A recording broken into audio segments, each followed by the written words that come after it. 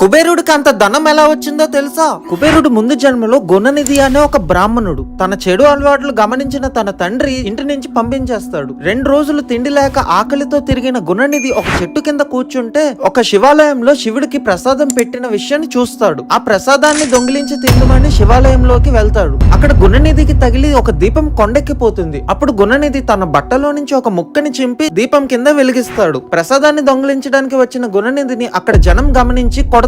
దాంతో గుణనిధి చనిపోతాడు. తన పాపాల వల్ల యమలోకానికి తీసుకువెళ్ళడానికి యమదూతలు వస్తే 2 రోజులు ఉపవాసం ఉండి దీపం పెట్టినందుకు గుణనిధిని శివుడు కాపాడి దమనుడు అనే ఒక రాజకుమారుడి కింద మళ్ళీ జన్మించేలా చేస్తారు. దమనుడు ఎంతో కఠోరంగా శివుడికి తపస్సు చేయగా శివుడు వచ్చి కుబేరా అని కొత్త నామకరణం చేసి ఆ సిరి సంపదను మొత్తం కుబేరుడికి ఇస్తాడు. తెలుసో తెలియకో శివరాత్రి రోజు దీపం పెట్టడం వల్ల వ్యసనాలతో ఉన్న గుణనిధి కుబేరుడిలాగా మారుతాడు. చెప్పండి హర హర మహాదేవ.